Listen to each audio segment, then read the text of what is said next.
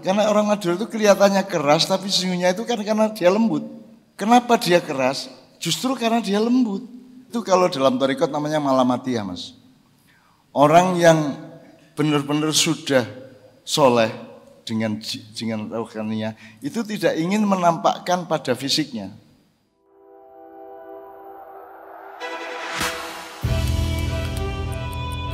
Dari kegagalan, kita belajar.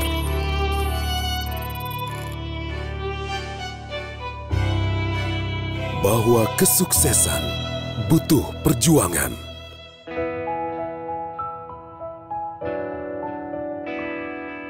Bahwa kesuksesan butuh tekad kuat.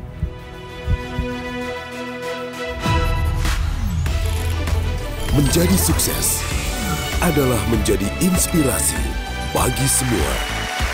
Wismilak Diplomat, arti sebuah kesuksesan.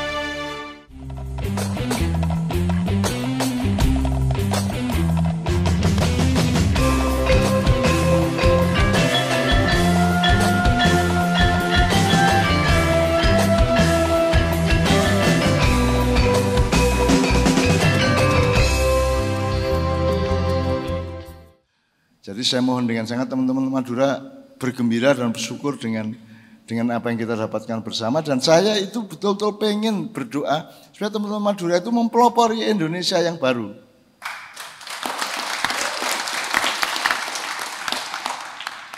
Kalau berhadapan sama Putin, berhadapan sama Joe Biden, berhadapan sama Jepang, sama siapa itu, ojo ingah-ingih Pak.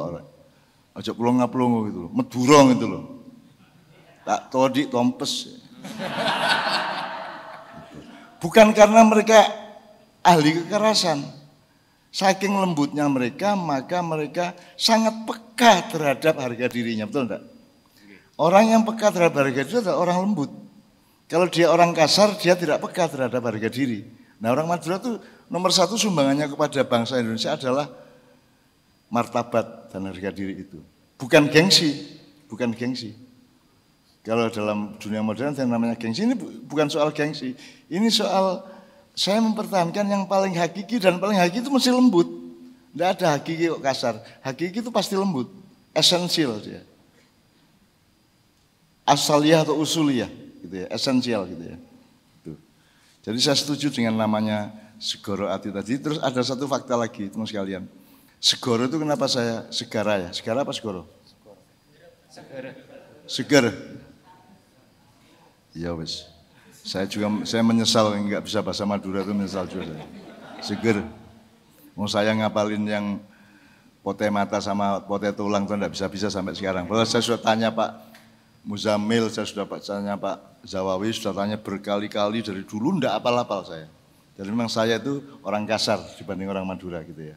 Orang Madura kelihatannya kasar, bahwa mereka sangat lembut. Itu si thariqat malamatiyah, ada namanya thariqat malamatiyah. Orang yang selalu menyembunyikan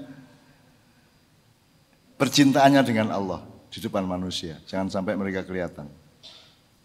Dan kalau ada di antara dua wali yang bercinta dengan Allah, kemudian saling membuka rahasianya, mereka marah. Jadi ada seorang waliullah di Pasuruan, di pojok pasar. Suatu hari dia entah gimana caranya sampai ke Kendal. Sampai ke Kendal sana, ada waliullah yang lain yang terus dia menyapa.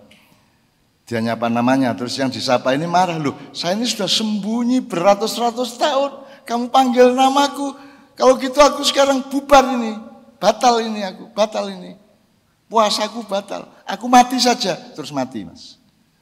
Itu begitu dekatnya dia sama Allah, dia bilang mati saya kan, kun fayakun, mati betul. Jadi Anda hati-hati jangan ngomong gitu ya. Jangan-jangan Anda wali terus mati betul Anda. Nah, soal samudera ini Mas, segara ini Mas ya, Anda perhatikan. Laukanal bahru midadal li kalimati rabbi lanafidal bahru qabla an tanfada kalimatu rabbi walau ji'na bimithlihi madada.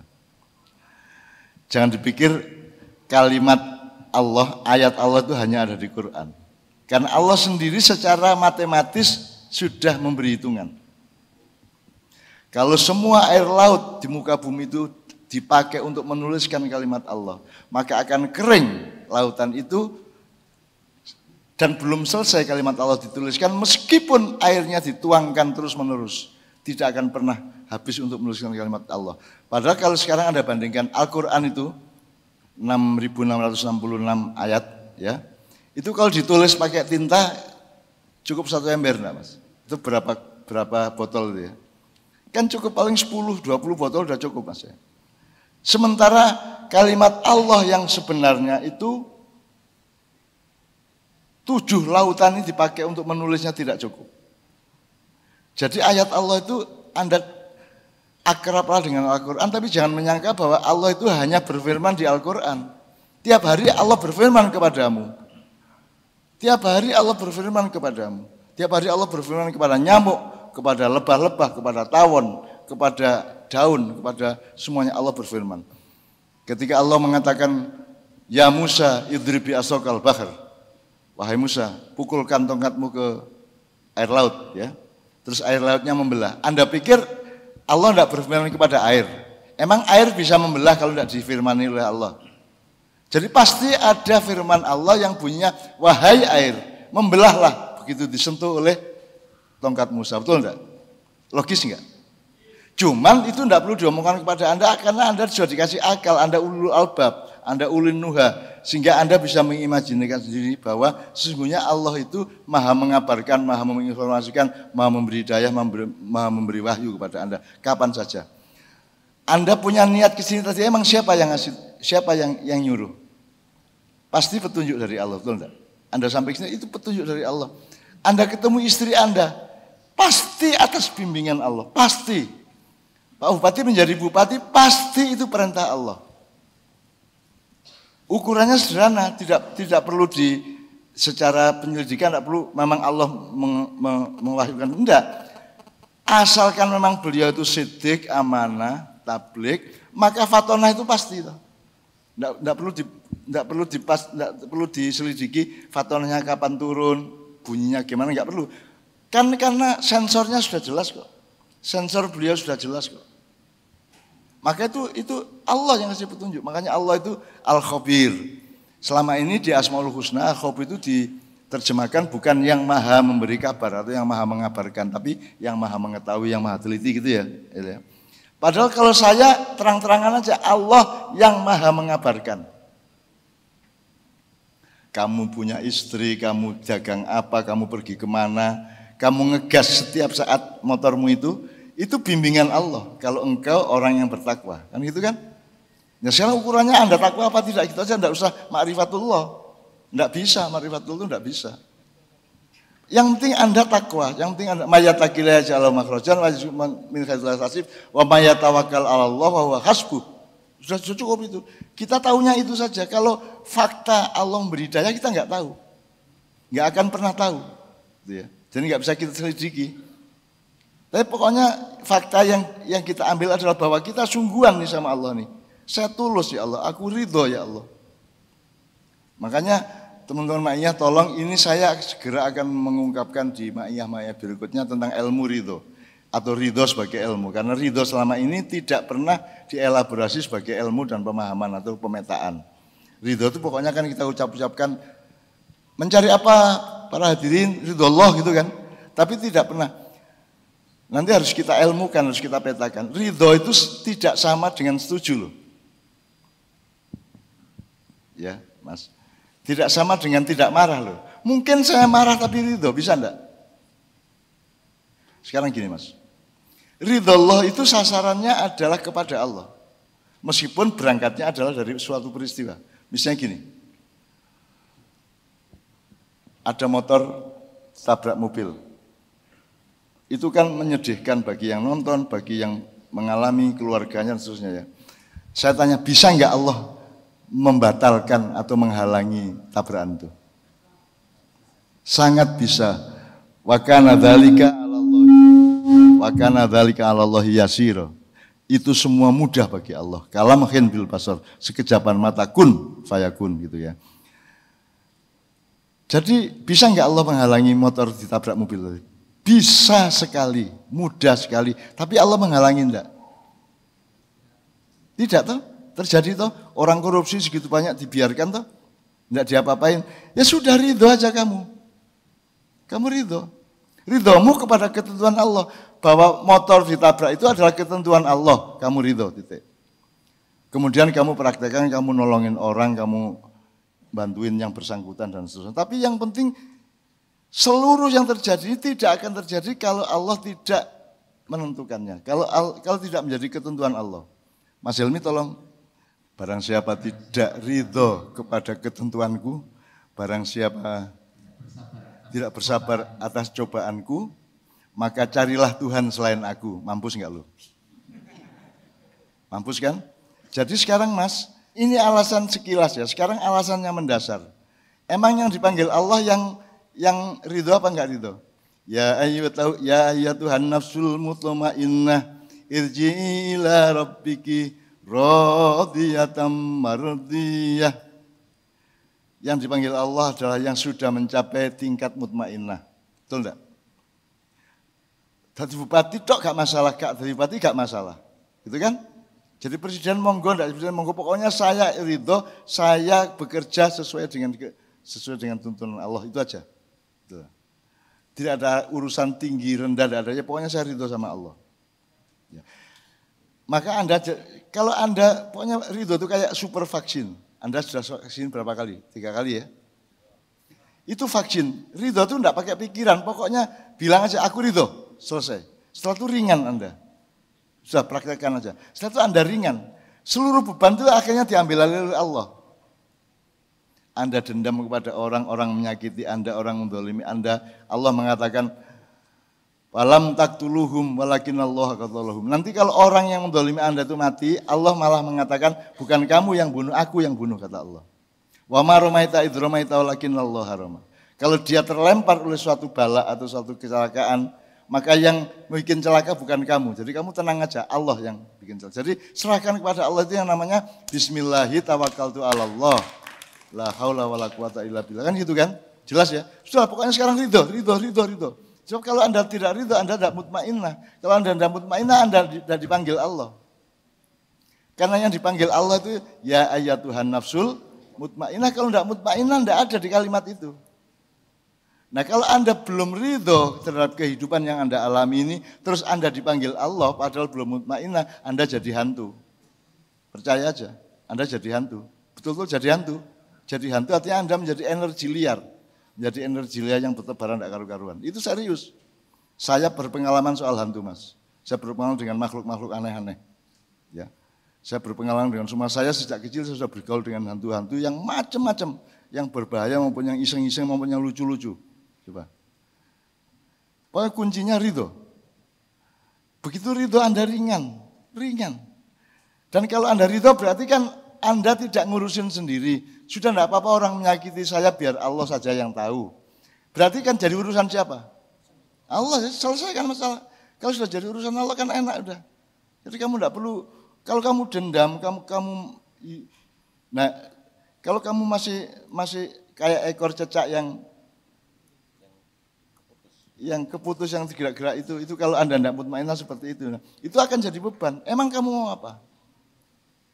Kamu tidak setuju sama DPR misalnya, terus mau apa? Kamu tidak setuju sama ini, itu banyak sekali yang Anda tidak setuju. Di Indonesia ini yang Anda tidak setuju dibanding yang Anda setuju banyak mana? Banyak yang tidak setuju, terus mau apa ente? Ridho aja. Yang penting Anda jalankan kewajiban dari Allah tiap hari, tiap saat. Selebihnya ridho. Itu serius Mas. Itu membuat Anda mutmainnah jiwamu. Dan terakhir, ridho itu pelakunya siapa? Kalau asin pelakunya lidah ya. Lidah bisa merasakan asin, manis, pahit, sedap gitu ya. Kalau ridho pelakunya siapa? Kalau Anda gini, Anda kelempar rokok misalnya ya. Aduh, ya. Yang sakit siapa? Yang sakit kulit saya. Yang teriak mulut. Itu aja udah tahu kita. Mulut sama kulitmu aja bersatu, masa bangsa Indonesia enggak bersatu kan begitu? Apalagi sama orang Madura masa enggak bersatu. Masa gitu sakit hati, gitu cemburu lagi, gitu dengki lagi, gitu loh. Sudahlah tauhid aja hidup itu. Karena kalau engkau dipukul orang terus merasa sakit, yang nangis siapa? Meripatmu, betul enggak? Meripatmu dipukul enggak? Enggak toh? Dia enggak, yang dipukul kakimu kok. Kok meripatmu yang nangis? Itu namanya tauhid. Jadi tauhid itu tauhid itu bukan berarti mengesahkan Allah. Emang kamu bisa mengesahkan Allah? Allah itu enggak usah kamu esahkan, dia sangat esa, dia maha esa. Ngapain kamu? Kamu menemukan kesatuan tauhidiyah itu di dalam kehidupan. Itu yang namanya tauhid. Bukan mengesahkan Tuhan. Memang Tuhan enggak esa, terus kamu esahkan, terus kamu berjasa sama Tuhan gitu. Terus Tuhan matur nuwun ya Leo, aku disahkan itu ya. Ya enggak dong ya. Mengesahkan Tuhan itu tauhid adalah menemukan kesatuan hakiki segala sesuatu di dalam pengalaman hidupmu, di dalam dunia, dalam politik, dalam kehidupan sosial, budaya dan apa saja. Gitu Mas.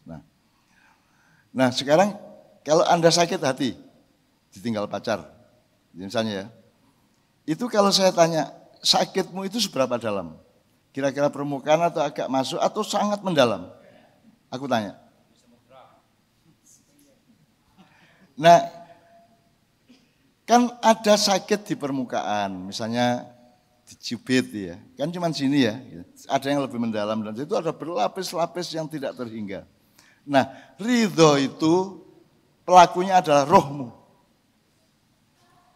Bukan hatimu, bukan perasaanmu. Hati aja berapa lapis Pak? Ada kolbun, ada fuadun, ada dhaukun, ya. Itu aja Anda tidak bisa mengamati yang mana yang misalnya cintamu kepada wanita, kepada istrimu itu peristiwa berapa derajat di bawah permukaan. Kan enggak tahu kamu. Nah, sekarang yang penting ridho itu pelakunya adalah rohmu. Siapa roh? Roh adalah yang kamu sendiri selalu lupa dalam hidupmu. Mas Helmi saya minta. Wa idza akhadha rabbuka min bani adama min duhurihim dzurriyyatahum wa asyhadahum ala anfusihim alastu bi rabbikum qalu bala syahidna. Dan ingatlah ketika Tuhanmu mengeluarkan dari sulbi tulang belakang anak cucu Adam keturunan mereka dan Allah mengambil kesaksian terhadap roh mereka seraya berfirman, bukankah aku ini Tuhanmu? Mereka menjawab, betul, engkau Tuhan kami bersaksi, bala syahidna. Assalamualaikum warahmatullahi wabarakatuh. Saya dari Padang Bangkalan. Sebelum kita bicara apa sumbangan Madura untuk Indonesia dan sebaliknya, mungkin kita ke sejarah dulu bahwa kita sebelum ada Indonesia ini dibagi oleh beberapa kerajaan. Otomatis pada waktu itu orang Madura banyak pengaruh pada kerajaan-kerajaan tersebut. Kita jangan lupa bahwa dari zaman Arya Wiraraja pun bagaimana pada waktu itu beliau menjadi penasehat dan juga juru taktik yang handal, meskipun akhirnya beliau dikasih sedikit hadiah di daerah Sumeneb, kayak gitu. Meskipun kalau bagi kami orang Madura kayaknya dipandang sebelah mata desa beliau. Terus yang kedua, otomatis pada waktu itu pun banyak semangat orang Madura. Karena mungkin falsafah dari orang Madura yang Bapak Pupuk Guru Rato itu yang dipakai. Jadi ketika pada waktu itu pemimpin bilang, ayo perang ke sana, ayo kita. Itu tetap karena falsafah orang Madura dari zaman dulu sampai zaman sekarang alhamdulillah tetap dipakai. Jadi sebelum bangsa ini terbentuk pun, sebelum saya bicara tentang Indonesia, sumbangannya untuk Madura dan Madura untuk Indonesia, kalau saya bilang sumbangan Indonesia untuk Madura ini, mohon maaf, lebih banyak berhutang daripada memberi. Karena bagaimanapun bangsa Madura waktu itu teramat banyak menyumbangkan baik itu pemikiran, baik itu budaya. Kita jangan pernah lupa bahwa pada sebelum kita merdeka, kita pernah tahu bahwa gimana mempersatukannya Pangeran Trunojoyo dari Sulawesi dan lain-lain bisa bergabung dalam suatu pasukan komando Trunojoyo pada waktu itu. Berarti semangat orang Madura pada waktu itu sudah bisa dilihat oleh kerajaan-kerajaan yang lain. Dan ketika kita masuk ke kemerdekaan juga kita mungkin tadi Bahnun menyampaikan bahwa makin ke barat itu makin keras, terutama Bangkalan kan itu. Mungkin itu saya jadi berpikir, yang saya bisa nikah sama yang Pembayun, yang PB10.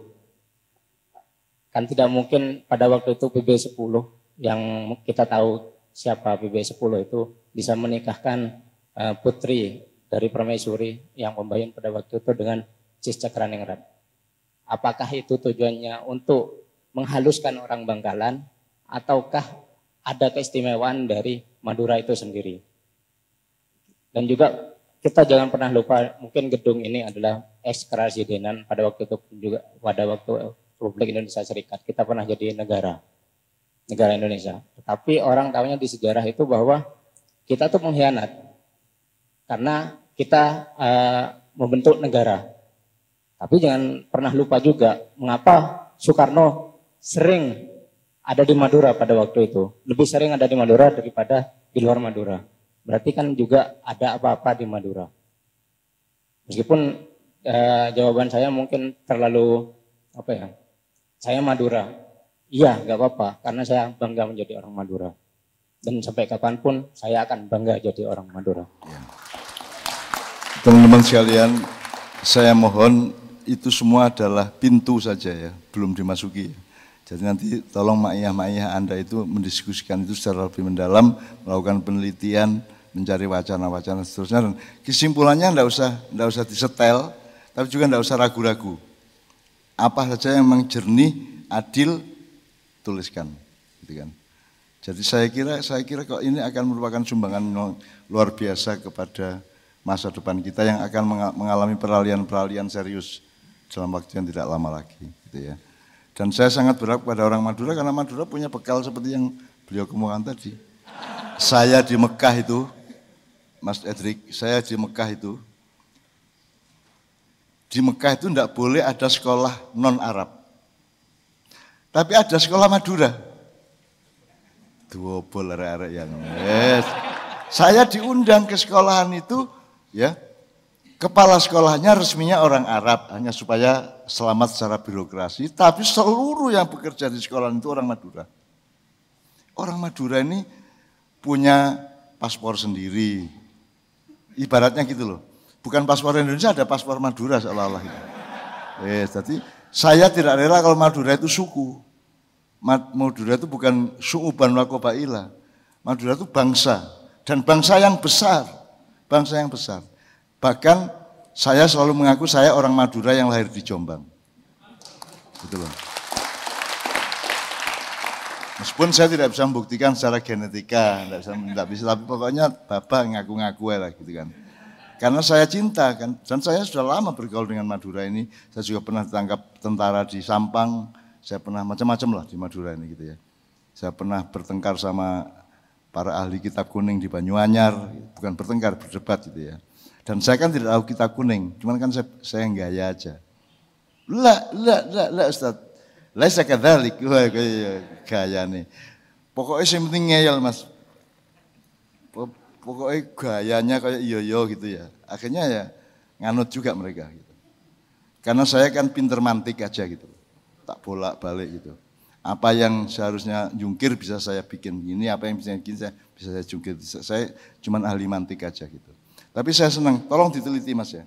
Jadi saya ikut menunggu dari Jogja bahwa teman-teman Madura ini punya tugas yang ini spesial. Ini tidak pernah saya kasih ke teman Mandar, ke teman Batam, teman Lampung, tidak pernah kita kasih tugas seperti ini. Karena saya memang punya harapan yang besar kepada bangsa Madura. Gitu ya. Jadi kalau bangsa Madura menyadari bahwa dia dulu pernah ada urusannya dengan rumpun Melayu. Kemudian kalau bangsa Jawa bisa menemukan persatuannya kembali dengan bangsa Sunda, itu akan ditakuti tidak hanya oleh Amerika tapi terutama oleh Israel. Jadi kapan-kapan saya ingin cerita tapi agak khusus saja bahwa ibu kota ini juga ada hubungannya sama. Kalau sampai Jawa, Sunda, Madura ini menjadi Indonesia baru, itu tidak ada yang berani, Mas. Tidak ada yang berani. Betul. Ketiga-tiga itu pendekar yang khusus-khusus gitu loh. Ada kependekaan. Jadi saya senang sekali. Tolong teman-teman Madura bangkit. Tolong pokoknya ada kelahiran baru dari Madura. Pak Bupati mohon teman-teman didorong, difasilitasi gitu ya. Sering-sering diajak, diundang ke kantor kabupaten makan malam kayak apa gitu ya. Syukur pulangnya disangoni dikit-dikit ya. Alhamdulillah kalau banyak gitu ya. Karena jempol ya. Karena saya ini tidak punya apa-apa, Mas. Hanya punya cinta kepada tanah air saya. Tidak punya apa-apa saya. Saya pejabat bukan, pengusaha bukan, kiai bukan, ulama bukan, apapun bukan. Saya hanya punya cinta. Saya hanya punya perhatian yang sangat serius kepada bangsa ini. Sampai saya mendetail sesuatu yang orang lain tidak peduli. Para profesor rata-rata tidak peduli pada apa yang saya omongkan. Karena saya sampai kerak-keraknya, sampai pori-porinya saya amati ini Indonesia ini. Karena Indonesia ini karomah dari Allah di antara penduduk semua di dunia. Ini karomah. Tidak ada orang dahsyat kayak orang Indonesia, apalagi Madura. Menjadi sukses adalah menjadi inspirasi bagi semua. Wismilak Diplomat, arti sebuah kesuksesan. Kalau Anda lihat jumlah penduduk Indonesia dengan jumlah penduduk Malaysia atau Vietnam atau Inggris atau Spanyol gitu ya, maka tingkat keterpaparan, kurva keterpaparan orang Indonesia oleh COVID itu sangat rendah. Seharusnya kita sudah bergeletakan ndelok sembronone wong-wong ya. Oh sembrono banget tuh kita kan, selawatan gak apa-apa, masuk selawatan kena COVID gitu kan. Wah udah macam-macam etosnya itu. Tapi kan faktanya memang baik-baik saja. Enggak ada, misalnya di Suramadu ada ratusan penduduk Madura bergelimpangan kena COVID ya enggak tuh Mas? Enggak ya, yang bergelimpangannya COVID-nya kan bergelimpangannya. Kan jadi saya bukan meremehkan Mas, tapi memang kita itu punya nyun saya Pak, ada namanya ekosofi Pak. Ada ekologi, ada ekosofi. Ekosofi ini lahir di Kadipiro di rumah Mak Iya. Ekologi itu adalah perhitungan tentang pengetahuan dan pemetaan tentang alam semesta dengan dialektika dan metabolismenya. Itu ekologi, ilmu tentang lingkungan hidup ya. Tapi kalau ekosofi itu lahir di Mak Iya. Anda lihat TV ya, Animal Planet, National Geographic, kan sangat bagus Mas, tentang laut, ikan-ikan, binatang, bagus banget. Tapi apakah pernah Tuhan disebut? Satu kali aja, tidak pernah Tuhan disebut. Jadi ekologi itu ilmu mengenai alam semesta, botani, zoologi, tetapi tidak mengakui penciptanya. Sementara kita, kalau ekosofi itu bukan hanya mengakui, tapi memperhitungkan sunnahnya pencipta ini.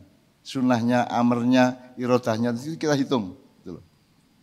Kita hitung, karena Allah sendiri mengatakan, wa auha ilan nakhli, bahkan lebah-lebah saja diberi wahyu oleh Allah. Masa kan kita hitung? Tidak ada selain daun yang tanggal dari tangkainya tanpa sepengetahuan Tuhan, kan gitu kan? Lu kurang apa ekosofinya? Jadi kita jangan hanya pakai ilmu sekuler barat, kita harus pakai ilmu yang diajarkan oleh Allah sendiri melalui Al-Quran gitu ya. Dan orang Madura ahlinya lah. Orang Madura ahlinya lah. Terus siapa lagi? Masuk orang Jombang kan lodruk.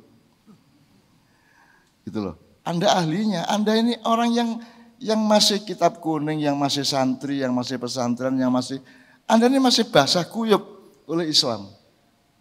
Tanpa Anda menjadi FPI kan, tanpa Anda menjadi apa jenenge? Takbir ku Allahu Akbar. Kata gelut musuh sapa gini. Allah mengajarkan takbir itu kan Allahu Akbar. Dia peristiwa kontemplatif. Allahu Akbar. Kan gitu kan? Setiap sholat loh kita. Lu sudah diajari setiap sholat Allahu Akbar kan gini. Allah. Jadi itu perjalanan ke dalam rohani di dalam. Itu bukan ancaman keluar. Sekarang Allahu Akbar jadi ancaman terus piye? Allah sendiri juga tanya Bril, apa Allahu Akbar itu? Bril. Terus Jibril turun. Duka niku, entah itu apa itu. Kan setiap orang tuh kalau teriak kan ada sebabnya. Misalnya diinjak, aduh. Gitu ya. Gitu kan gitu Mas. Ini Allahu Akbar tidak ada sebabnya. Menang-menang Allahu Akbar. Hanya karena takbir. Allahu Akbar. Saya tidak mengatakan itu salah. Tapi alasannya apa? Kan kalau Anda ngomong subhanallah kan Anda mengagumi kesucian Allah. Astagfirullah kan Anda merasa bersalah gitu ya. Terus Allahu Akbar kan menurut saya itu puncak kekaguman dan puncak pendalaman kita terhadap dahsyatnya dan indahnya Allah dengan semua ciptaannya. Betul enggak? Maka Allah, jadi orang tuh kalau senang tuh bukan teriak-teriak Mas. Kalau senang itu justru kontemplasi Allahu Akbar. Itulah. Apalagi orang Madura, orang Jawa itu agak sama soal itu Mas. Kalau kelaparan ketawa keras-keras. Ya. Gitu kan? Kalau gembira itu malah mengendap dia. Jadi saya pernah nolongin orang itu kalau sekian bungkus nasi yang saya bawa itu saya kesandung batu terus jatuh sehingga nasinya itu bertebaran di tanah, itu bukan sedih Mas, ketawa. Asu gitu kan, bajingan gitu kan. Malah ketawa, orang Madura juga kayak gitu. Jadi jangan terjebak oleh orang Madura yang katanya keras, enggak. Mereka sangat lembut tuh, mereka sangat lembut. Kekerasan itu juga adalah imbangan terhadap kelembutan mereka di dalam rohani mereka, kira-kira gitu ya. Masih ada satu lagi, Mas. Pak Bupati ini sudah hampir jam 12, enggak apa-apa ini kita teruskan atau kita segera. Ya, tapi enggak boleh ragus loh Mas ya. Kan enggak boleh ragus juga, harus membatasi diri, ini puasa loh ya. Ya. Masih ada satu lagi, silakan enggak apa-apa ya. Betul.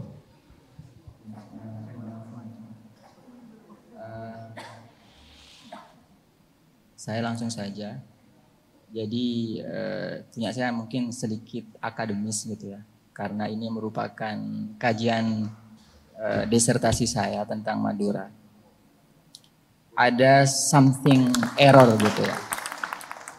Ada something error yang ada di Madura menurut ilmu sekuler gitu ya. Apa yang something error itu? Madura itu punya SDA yang bagus, punya SDM yang bagus. Tapi sejak 73 tahun Indonesia merdeka, pendidikan yang ada di Madura itu selalu berada pada titik terendah dari 36 kabupaten. Madura selalu berada pada posisi terbawah gitu ya. Ini ada something error gitu. Enggak. Itu pertama, Cano. Yang kedua, karena ikannya diajari terbang, gitu? Karena burungnya diajari berenang. Jadi ada ketidaktepatan pelaksanaan kemerdekaan ini. Jadi saya potong sedikit ya. Indonesia ini kan tidak meneruskan. Mohon kalau bahasa Madura saya nggak tahu. Kalau kelapa masih kecil sama beluluk. Luluk. Kalau agak gede dikit, belum ada dagingnya tapi sudah ada airnya, cengkir. Terus degan, terus kelapa. Jadi hidup itu evolusioner Mas, evolutif. Nah Indonesia ini kan enggak tiba-tiba jadi duren maunya kan gitu kan. Tidak, jadi mereka enggak belajar kepada Madura, enggak belajar kepada Jawa, tidak belajar kepada Minang, mereka paksa Minang untuk jadi Indonesia, mereka paksa Madura untuk ikut kurikulum Indonesia, kan gitu kan? Nggak pernah mikirin tuh Menteri Kebudayaan tuh nggak pernah, dan tidak pernah mikirin Madura, nggak pernah Mas. Karena mereka nggak berangkat dari dirinya, mereka itu adopsi dari Belanda, dari Barat dan dari Amerika, kemudian dari Cina. Ya nggak jadi apa-apa akhirnya, rusak semua. Makanya something error tadi. Oke. Saya teruskan Mbah Nun. Kebetulan saya itu karena saya menikah dengan cicitnya Deza Wawi Emron gitu ya. Kemudian saya banyak diskusi dengan beliau begini. Semestinya di Indonesia di Madura itu ada pabrik garam gitu ya. Karena garam terbaik di Indonesia itu ada di Madura. Tapi hingga hari ini itu belum ada gitu. Ini ada something yang error, bukan salah ya. Error dengan salah itu berbeda. Yang salah itu adalah masyarakatnya, yang salah itu adalah sistemnya, atau yang salah itu adalah pemimpinnya gitu. Enggak, prinsip kenegaraannya yang salah menurut saya, prinsip kenegaraannya. Maka orang Madura harus nyicil di antara maknya, kita suatu hari butuh reformasi konstitusi. Revolusi pemahaman kembali terhadap hakikat negara, hakikat bangsa, hakikat tanah air dan seterusnya. Makanya saya ingin maju teman-teman ya untuk sampai ke sana pada akhirnya gitu loh. Dan harus akademis memang, harus akademis. Supaya nggak diremehkan orang. Oke, siap. Yang lebih aneh lagi Mbak Nun. Wisata oksigen terbersih sedunia itu nomor 2 ada di Madura setelah Yordania gitu. Namun pemimpin yang ada di Madura itu tidak pernah membuka mata akan fasilitas itu gitu ya. Kenapa akses itu dari dulu hingga saat ini itu tidak pernah dibuka gitu. Karena profesor saya itu mengatakan, kebetulan saya kuliah di Malaysia, Mbah Nun, saya mulai dari S2 hingga S3 itu di Malaysia. Saya banyak tahu orang Madura yang ada di Malaysia, mulai dari yang paling bawah hingga paling tinggi. Modalnya adalah modal nekat. Dan mereka itu sama seperti Mbah Nun katakan, begini. Kenapa saya mengatakan bahwasanya orang Madura itu jujur? Ya, orang Madura jujur. Orang Madura itu pemberani. Iya, orang Madura pemberani. Tapi kenapa ya orang Madura itu tidak di dalam pemberdayaannya itu tidak selalu menjadi yang nomor 1, padahal dikenal, selalu dikatakan dari teman-teman yang dari Bangkalan, Sampang, dan hari ini dikatakan jujur, pemberani, tangguh, ulet dan sebagainya itu selalu dikatakan. Tapi faktanya, fakta di lapangan tidak mengatakan seperti itu, tidak terjadi seperti itu. Bahkan dalam buku yang tertulis dalam Prof. Min, Hub Diong, Clifford Geertz, dan tulisan-tulisan yang lain dan artikel-artikel yang lain selalu mengatakan bahwasanya Madura di dalam artikel dikatakan Madura selalu dikatakan keras, meskipun perilakunya katakan keras, tapi dalamnya itu adalah lembut. Tapi coba teman-teman yang pernah kuliah di luar Madura, saya di Malang, pasti ketika saya mengatakan saya orang Madura, saya suka sama kamu, pasti akan ditolak. Pasti akan menjadi bahan olok-olokan.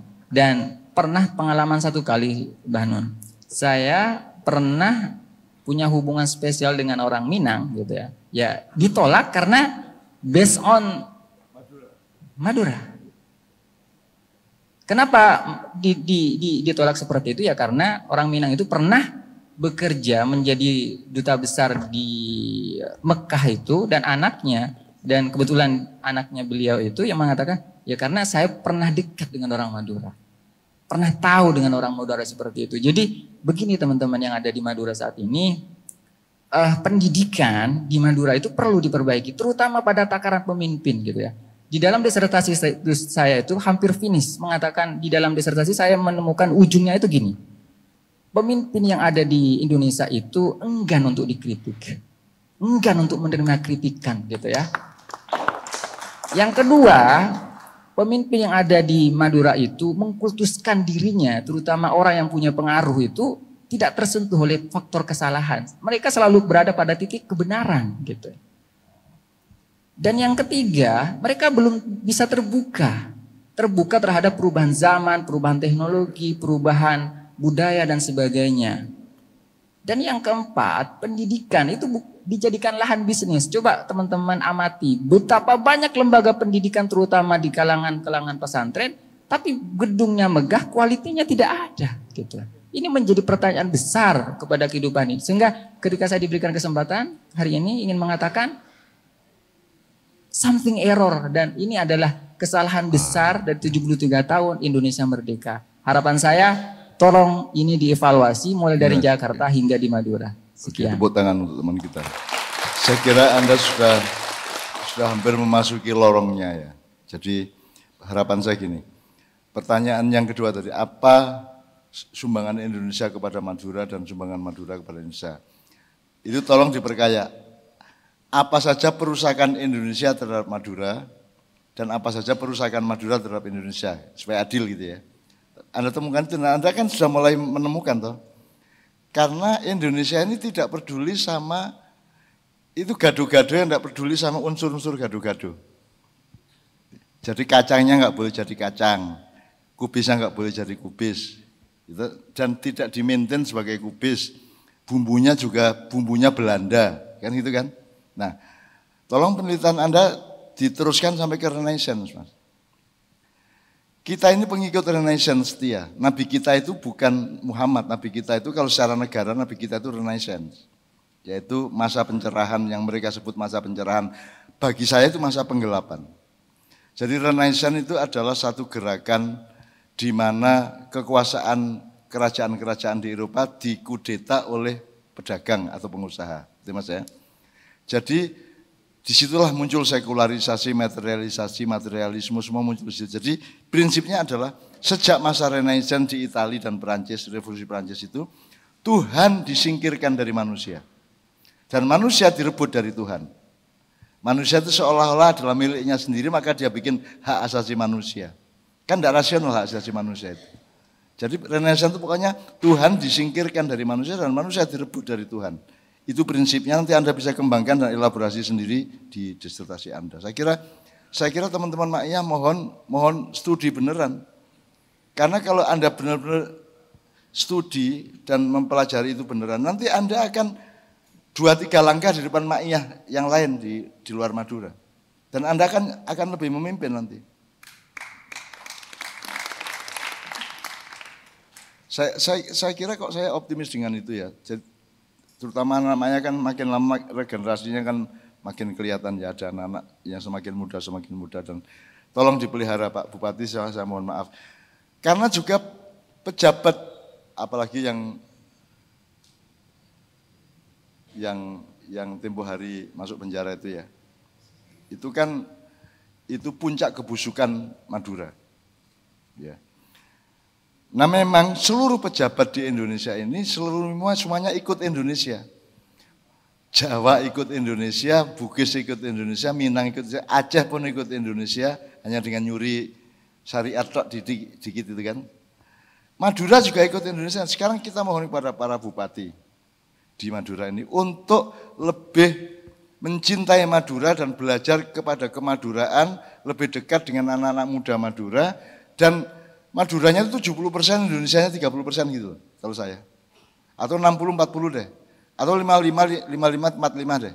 Atau 51-49 deh. Tapi pokoknya Maduranya lebih diperhatikan. Karena Madura ini, Minang ini, Jawa ini, Bugis ini, Mandar ini yang besok-besok akan menjadi faktor-faktor penyelamat dan yang bikin Indonesia jaya. Gitu loh. Bagaimana kalau gado-gado kacangnya boleng? Ya Mas. Bagaimana gado-gadonya akan laku? Indonesia kan gado-gado gitu ya. Kalau kubisnya layu, bagaimana gado-gadonya dibeli orang? Kita tidak akan laku di masa depan. Maka mulai sekarang menurut saya justru ini adalah bangsa-bangsa terutama Madura ini betul-betul kita harapkan. Betul-betul saya gadang-gadang kalau bahasa Jawanya saya harapkan betul. Dan itu Anda tidak perlu ditolong siapa-siapa kecuali Anda menolong diri Anda sendiri dan minta tolong kepada Allah. Makanya wirid kita yang terakhir kan hanya hasbunallah wa ni'mal wakil, ni'mal maula wa ni'mal nasir itu tok. Karena segala sesuatu akan bermuara ke situ. Itu loh. Jadi saya senang dengan yang Anda kemukakan dan saya bersyukur Pak Bupati, anak-anak muda ini serius. Itulah Madura kan gitu kan. Nek Jombang rotok dulinan Mas. Rotok guyon tok ae gitu kan. Gitu kan. Nah, saya kira Madura, saya berharap khusus kepada Madura, maka sekarang harus disusun manajemennya Mas. Misalnya kumpulan yang muda-muda, mekanismenya bagaimana, yang dirundingkan apa, yang didiskusikan apa, yang didiskusikan akademis apa, yang spiritual, religius apa, dan seterusnya itu ada pembagiannya. Terus hubungan sama pemerintah, sama Pak Bupati, tolong juga dibangun terus. Karena kalau Anda tidak bekerja sama dengan pemerintah di sini, di Madura juga akan tidak bisa seefektif yang seharusnya kan. Demikian juga Pak Bupati dan teman-teman pejabat semua di sini, tolong lebih santun dan lebih mencintai kemaduraannya generasi muda Madura ini. Oke, Pak Bupati ini masih ada? Masih Terakhir ya. Sebagai harapan dan doa teman-teman. Terima kasih Mbah Non. Assalamualaikum warahmatullahi wabarakatuh. Mungkin ini bukan pertanyaan, bukan keluhan atau apapun, tetapi ini menjadi harapan dan doa kita bersama. Karena kebetulan malam hari ini juga malam yang sangat suci. Dan kita dikumpulkan dalam keadaan suci. Dan kalaupun di Indonesia pernah membuat statement bahwa di Madura sangat rendah tingkat bacanya, pada bulan Ramadan Madura itu paling utama tingkat bacanya, terutama baca Al-Quran. Nah ini soal sesuatu yang nyeleneh, bahwa sebenarnya ukuran-ukuran sukses menurut negara tidak menjadi ukuran-ukuran sukses menurut kita bersama kayak gitu. Itu that's the answer. Kalau engkau ya itulah jawabannya.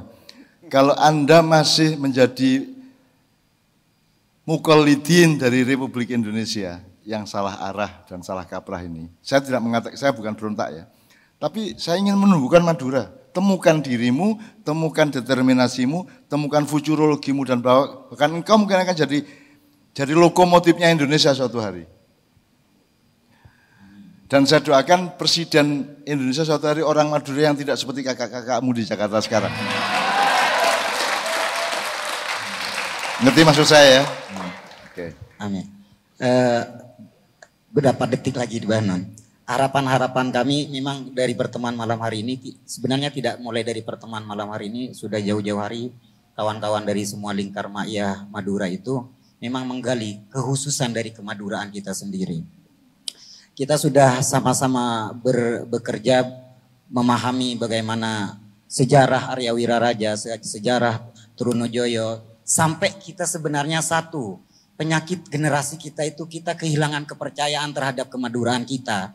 Karena persoalan negara ini hampir melenyapkan sejarah dan membuat Madura terselip di bagian paling kecil dari negara ini.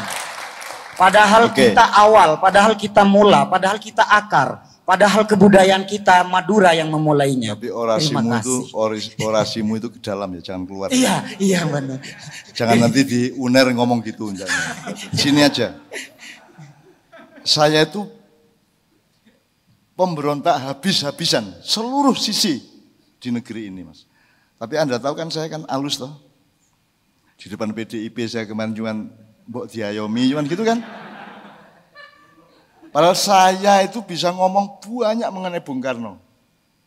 Saya bisa ngomong banyak mengenai proklamasi, bisa ngomong banyak mengenai kenapa kok Indonesia nunggu 17 Agustus, kenapa enggak 14 Agustus setelah Jepang dibom. Kenapa pakai nunggu beberapa hari? Kenapa enggak langsung seperti Korea Selatan? Saya punya banyak fakta. Tapi saya sangat sabar, Mas. Saya belajar kepada Allah, belajar kepada para nabi, saya belajar kepada Nabi Ayub. Jadi tidak penting Anda memberontak apa tidak, tapi pokoknya Anda harus berjalan sesuai dengan rokaatnya, gitu ya, tolong ya. Jadi jangan hatimu, tangan kakimu rokaat pertama, hatimu rokaat kedua, jangan. Disiplinkan mulutmu dengan hatimu, dengan pikiranmu, disiplinkan, iramanya sama, ruang waktunya ditata sedemikian rupa. Jadi jangan terus nanti menjadi kecolongan, gitu ya. Jangan jadi kecolongan terus nanti Anda menjadi wong Jakarta begitu sempit. Nanti Anda kan, wah ini makar, wah ini liberal, ini begitu-gitu Mas. Opo liberal itu. Kalau mau liberal, saya sangat liberal. Tapi saya tetap dituduh Islam kanan coba. Padahal saya sama iblis itu ngomongnya kayak gitu. Saya bilang, kemarin ada di PDIP itu ada tokoh yang beragama Kristen bilang, Cak, kan saya Kristen gak enak dong kalau saya ikut di forum Ma'iyah. Saya bilang, lu jangankan orang Kristen, iblis setan saya terima, jin saya terima.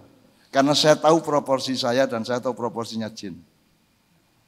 Saya bergaul dengan mereka semua dan saya itu ujung-ujungnya cuma kasihan kok sama mereka. Kan mending Anda daripada setan. Kan gitu Mas ya. Setan kan tidak bisa berubah, dia makhluk kepastian. Nah, kalau manusia dan jin makhluk kemungkinan. Itu pun manusia kemungkinannya berlipat-lipat dibanding jin. Karena Anda tahu iblis itu dari jin. Wah minal jinni kan itu. Jadi Anda itu paling beruntung sebagai makhluk Allah, sebagai bungsu makhluknya Allah. Karena Anda punya kakak, anjing itu kan kakakmu, gajah kakakmu, angin kakakmu, gunung kakakmu. Terus nanti kakak sulungmu Nur Muhammad, ya tolong dipelajari juga ada bagiannya begitu. Kakak sulungmu itu Nur Muhammad, kemudian partikel-partikel, kemudian ruang dan waktu, kemudian menjadi alam semesta yang dihamparkan seperti teratai, seperti kolam teratai, seperti keratonnya Nabi Sulaiman. Ya. Itu tak potret dari atas tuh, keratonnya Sulaiman sama alam semesta tak potret pakai iPhone itu. Terus itu namanya puasa, Mas. Puasa itu artinya Anda berada pada irama. Kalau ketukannya, kalau temponya istilahnya apa dong tempo itu? Misalnya ya, kalau ketukannya dak dak dak dak, itu hatimu, pikiranmu, langkahmu, amalmu harus seirama. Kenapa banyak orang haus yang tadi dibilang, banyak haus, banyak orang ditangkap, banyak salah, karena tidak seirama. Ada Mas orang ngaji aja nggak bisa ngatur irama. Kita sholat rakaat pertama maunya sudah tahiyat akhir toh pikirannya, ya enggak? Gitu kan. Baru pacaran sudah idenya suami istri, ya toh? Nah kita tuh susah ngatur irama. Puasa itu adalah pembelajaran yang luar biasa untuk mengatur irama. Allah sendiri pakai irama. Allah kan bisa kun fayakun, tapi faktanya Allah kan bikin alam semesta 6 hari. Emang Allah butuh 6 hari? Jadi toh. Tapi Allah butuh 6 hari untuk memberi contoh kepada kita bahwa Anda itu harus berirama. Nah Madura misalnya setahun ini ya teman-teman, setahun ini Anda targetnya apa? Tahun kedua targetnya apa? Tapi tetap Anda siap-siap bahwa akan ada perubahan besar di Indonesia. Dan saya mohon Anda menjadi gerbong depan syukur lokomotifnya gitu ya. Gitu ya. Saya tidak expert untuk dikabulkan oleh Allah. Saya bukan orang soleh yang dekat dengan Allah gitu ya. Tapi kalau kabul mau apa? Saya bikin puisi lautan jilbab, teater lautan jilbab. Sekedar kayak gitu akhirnya semua jilbaban sekarang 99% wanita muslimah itu jilbaban. Wadam jilbaban sekarang Pak. Kurang gimana? Dan itu kan tidak pernah saya bayangkan. Maknya itu rumah samu piye? Emang maknya kan Pak, di mana-mana itu kan biasanya sampai jam 3. Enggak tahu di Madura ya. Di Jombang, di Jogja, di Jakarta kan sampai jam 3. Kalau itu saya berdoa kepada Allah, berani Pak. Ya Allah berilah aku forum yang datang 10.000 orang berdiskusi denganku sampai jam 3 pagi. Berani ngomong gitu sama Allah. Diginin sama Allah, dapur mununan gitu. Saya tidak meminta itu kepada Allah. Saya cuma bersungguh-sungguh. Saya bersungguh-sungguh, saya tulus, saya ikhlas. Saya tidak punya pamrih apapun kecuali menjalankan apa yang Allah perintahkan. Cuma itu dok. Ya. Sehingga akhirnya dikasih ma'iyah. Kita tidak minta ma'iyah. Ini Mas Edrik ini orang yang dari dunia yang lain sama sekali dengan ma'iyah dan saya. Tapi dia kemarin datang ke Kadipiro dan di sana bikin video. Dia meletakkan diri sebagai cucu saya. Agama resminya aja saya nggak tahu kok. Apa Katolik, apa Kristen, aku tidak tahu. Dan tidak masalah bagi saya karep-karepmu. Tidak ada masalah. Yang penting hubunganmu sama Tuhan itu intim. Gitu aja. Nah nanti Tuhan yang menilai, emang kita bukan. Tuhan yang menilai, Tuhan yang menerima atau tidak. Allah yang punya hak untuk menerima atau tidak. Kulillahumma malikal mulki tu'til mulka man tasya wa tunzilul mulka mimman tasya wa tudzillu man tasya biyadikal khair kan gitu kan. Sudahlah. Kita jangan jadi Allah, kita jangan Jakarta kan semua jadi Allah. Oh itu radikal, oh itu liberal, semua itu nuding-nuding kayak mereka pencipta syariat alam semesta gitu loh Pak. Gitu. Kan gitu. Kita enggak, di Ma'iyah kan enggak kan Mas. Kita kan bergembira, berbahagia tapi cerdas, teliti, akurat, adil melihat segala sesuatu gitu ya Mas ya. Jadi saya mohon mudah-mudahan dari pertemuan ini Allah betul-betul menebarkan fatonah dan hidayah untuk Anda semua. Oke, sekarang sebelum saya akhiri dengan satu nomor dari satu nomor yang Anda sudah tahu selawatnya sallallahu alaihi Muhammad sallallahu alaihi wasallam ya. Sallallahu alaihi Muhammad ya. Sallallahu alaihi wasallam. Terus nanti saya selingi dengan lagu Madura. Nah, itu juga sebuah karya Indonesia, Pak. Ya apa ceritanya? Kalau di Indonesia itu kan semua lagu-lagu di radio apa di Pamekasan, di Sampang, semua kan lagu barat. yang masuk tanggal lagu-lagu Indonesia itu harus lagu barat, do re mi fa sol dan berbahasa Indonesia. Kalau berbahasa Arab enggak masuk. Betul enggak? Meskipun lagunya lagu barat, tapi kalau selawat kan enggak masuk ke perhitungan mereka. Misalnya Allahumma arhamna bil Quran itu menurut Anda lagu Arab atau lagu barat? Itu lagu barat. Itu lagu barat, do re mi fa sol biasa. Cuman berbahasa Arab dan urusan sama Quran disangka itu Islam kanan gitu loh. Berarti cuma lagu barat biasa. Meskipun saya tidak bisa mengucapkan do re mi fa solnya, blotong yang bisa biar tong. Bibi jok. La mi re mi fa mi re do mi. La mi re mi fa mi re do mi. Barat semua di do re mi fa sol semua Mas. Tapi kan enggak mungkin masuk tanggal lagu-lagu. Karena apa? Karena berbahasa Arab. Karena dekat dengan Islam, itu renaissance. Orang Madura sekarang harus mandiri.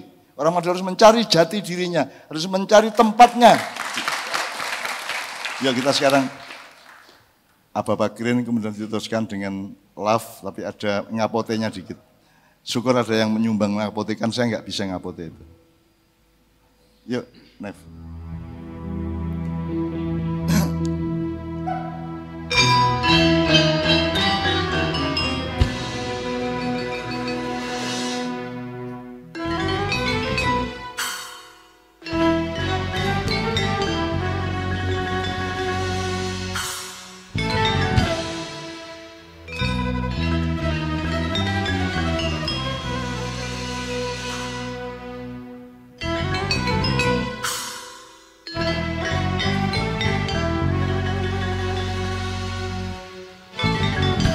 Sayyidi ya Aba Bakrin, Sayyidi ya Aba Bakrin, hubbukum fil qiyamati dukhrin. Ya Umar, ifdihi bi umri wa kadha Sayyidi, Sayyidi Uthman.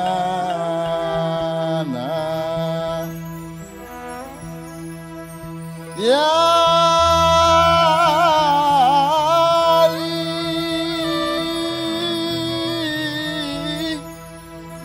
Ya Ali, ya bana Abi Thalib, minkumul mastarul mawahib. Ya turah al-ura, ya turah al-ura lihajib,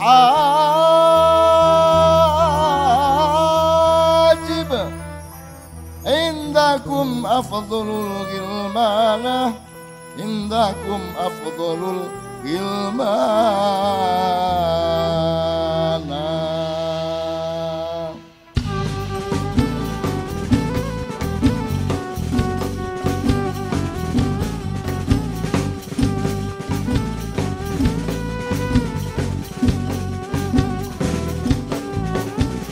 Sallallahu ala Muhammad, sallallahu alaihi wasallam, sallallahu ala Muhammad, sallallahu alaihi wasallam. Qaddimu dhulmal layali wasfiru raqbal ma'alim, wabdulu kullal ghawali warfa'u dina Muhammad.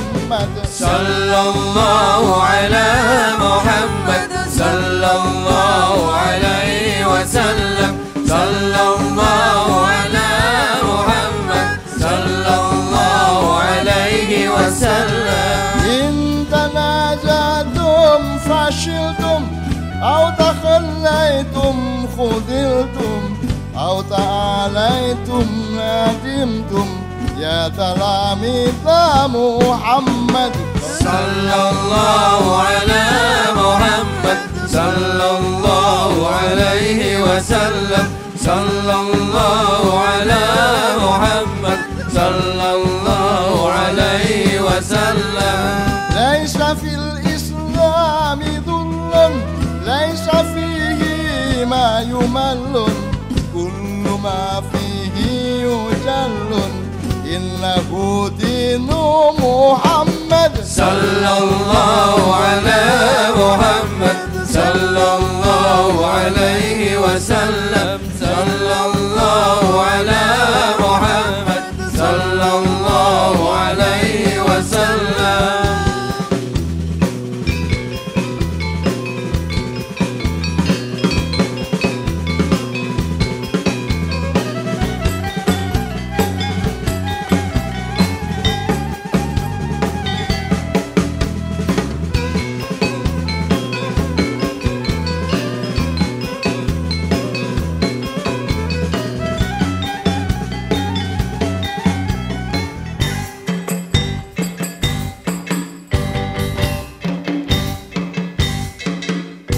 Hell is for the way you look at me.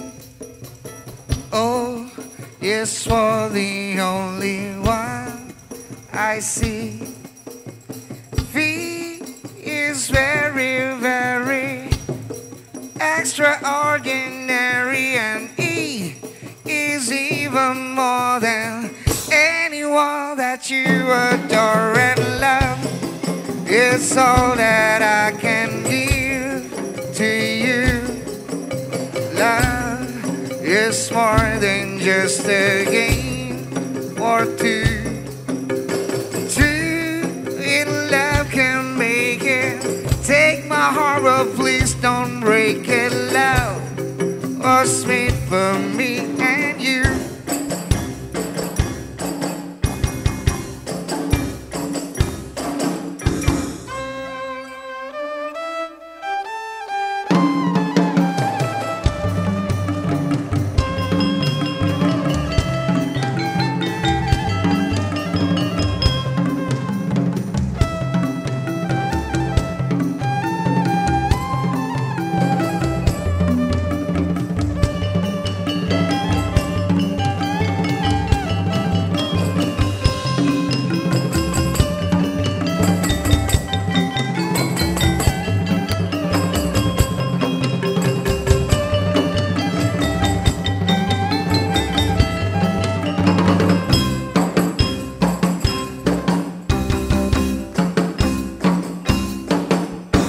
Hell is for the way you look at me.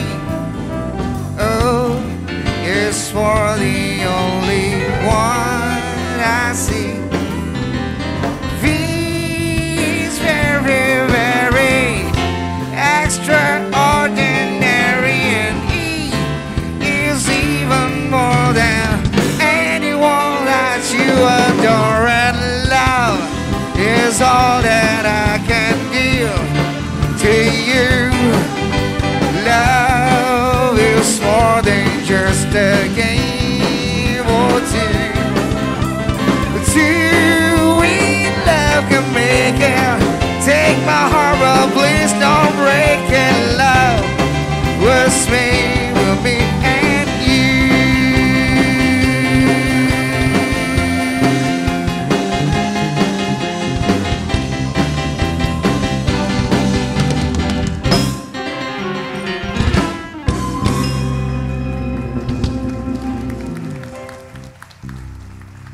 Pak Bupati, terakhir, kita ini bisanya cuma main musik kayak gini, tapi cita-citanya adalah keindonesiaan. Jadi semua unsur barat, mau jazz, mau Arab klasik, selawat, kita masukkan. Tetapi harus patuh kepada Indonesia. Gitu ya. Harus kita Indonesiakan semua. Jadi kita bukan budaknya orang barat, bukan budaknya orang Arab, bukan budaknya orang Cina. Kita adalah tuan dari diri kita sendiri, karena kita adalah fa'il, kita adalah pelaku utama yang oleh Allah diamanati untuk mengkhalifai diri kita, gitu ya. Jadi Pak Bupati, saya mohon maaf atas semua kesalahan saya. Mudah-mudahan ini tadi bisa merupakan aspirasi bersama teman-teman Madura, teman-teman Ma'iyah, untuk supaya oleh Allah disuntik, oleh para malaikat disuntik vaksin-vaksin dan juga adrenalin untuk menyelamatkan Indonesia di masa yang akan datang. Tapi sebelum Indonesia selamat, Madura dulu harus diselamatkan dengan identitasnya dan karakternya, gitu ya. Nah, sebelum saya akhiri mungkin dari pihak penyelenggara Mas Edric atau Mas Laksa akan Pak Arief, saya mohon untuk mengomongkan 1-2 hal. Matur suwun nggih, Mbah. Selamat malam. Terima kasih. Saya belajar banyak hari ini gitu. Belajar banyaknya itu ternyata ini sedikit cerita, saya sedikit cerita.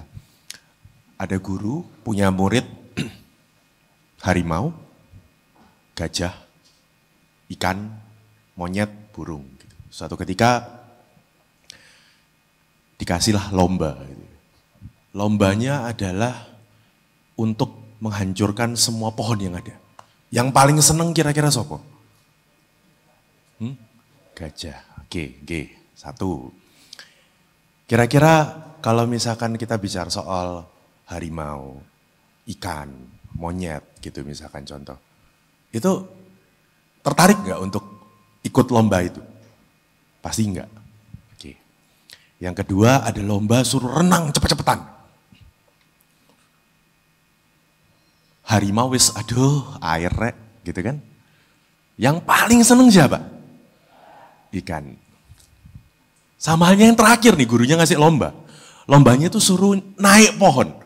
Yang paling seneng siapa? Jangan kasar-kasar dong, saya masih tiba-tiba dimonyetkan gitu ya enggak. Sebenarnya yang salah muridnya atau gurunya? Ini yang mungkin saya belajar hari ini, Mbah. Apakah muridnya yang salah? Atau gurunya yang salah memberikan lomba? Karena setiap makhluk tersebut kan punya kemampuan masing-masing. Kalau kebetulan gurunya bisa melihat, si harimau kemampuannya apa, si gajah kemampuannya apa, ikan kemampuannya apa, monyet kemampuannya apa, itu akan jauh lebih indah. Nah, hari ini kita belajar dari Mbah Nun. Setelah dari sini, kok saya agak berharap, Mbah, ya yang ada di sini itu bisa mengajarkan kepada yang lain. Jadi guru di lingkungannya masing-masing. Karena menjadi guru itu nggak enak bener. Mesti disalahke. Tapi terkadang memang ya guru itu yang memberikan tugas terlalu berat karena tidak tahu muridnya itu seperti apa. Jadi hari ini saya belajar banyak. Terima kasih nggih, Mbah. Matur suwun buat semua. Sehat-sehat. Ada satu pelajaran dari Madura untuk Indonesia.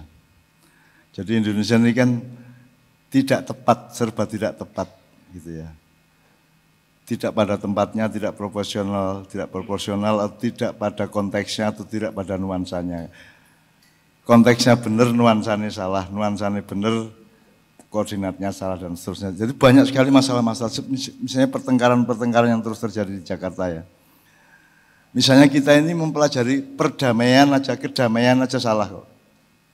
Nah, itu Madura yang bisa memberi kritik kepada kita. Kita pikir perdamaian itu kayak gitu menurut Indonesia, padahal menurut Madura enggak. Misalnya gini, di sebuah perumahan ada 2 rumah, Mas. Ya, ada 2 rumah. Yang rumah satu ini ribut terus. Kaca pecah, kursi dibanting, terus pokoknya teriak-teriak, bertengkar. Karena apa? Karena suaminya selingkuh. Dan istrinya enggak terima. Maka bertengkar terus. Atau istrinya selingkuh, suaminya enggak terima. Ya. Sementara di rumah sebelahnya itu tenang, ada lagu mengalun, romantis, penuh kedamaian, gitu Mas ya. Teduh gitu ya. Kenapa? Karena suaminya selingkuh dan istrinya juga ikut selingkuh. Anda pilih yang mana? Pilih rumah yang pertama yang bertengkar atau milik untuk menekan harga diri, ataukah pilih rumah yang kedua yang penuh kedamaian dan musik yang indah, tapi kedua-duanya selingkuh? Yang pertama toh, ya. Indonesia adalah yang kedua tadi. Ketok yo koyok damai-damai yo, padahal kalau Al-Quran mengatakan tahsabuhum jami'an wa qulubuhum syatta. Jadi kelihatannya damai, kelihatannya kompak, padahal mereka itu berselingkuh satu sama lain. Dan sama-sama butuh untuk dibiarkan berselingkuh gitu kan. Begitulah konstitusi kita berjalan, begitulah birokrasi kita berjalan, begitulah banyak hal di dalam negara kita ini berjalan. Sementara kalau orang Madura, gak iso. Nomor satu bukan soal tampak damai, nomor satu adalah martabat hidup, betul enggak? Itulah Madura.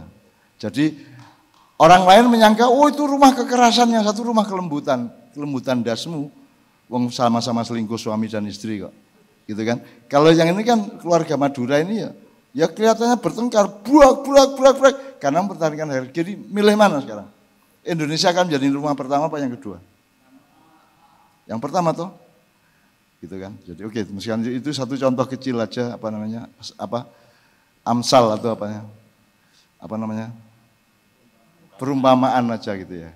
Jadi kita itu selalu salah sangka terhadap suatu keadaan. Kita tidak melihat substansinya atau esensinya. Nah, orang Madura ini kan manusia substansi, Pak. Manusia substansi menurut saya. Jadi saya kira bisa dibangkitkan dari sini, bisa dirintis dari sini Indonesia yang bermartabat itu. Gitu ya. Oke, selamat teman-teman sekalian. Saya mohon izin. Kul indawaltu fa innama adillu ala nafsi wa inni tatitu fa yuhya ilayya rabbi. Saya mohon izin, mudah-mudahan nanti pada bulan Mei insya Allah saya kesini lagi sama Kiai Kanjeng. Ya. Assalamualaikum warahmatullahi wabarakatuh.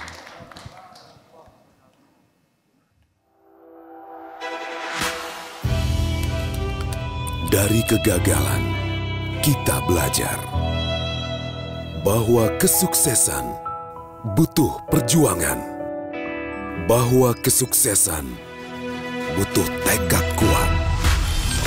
Menjadi sukses adalah menjadi inspirasi bagi semua.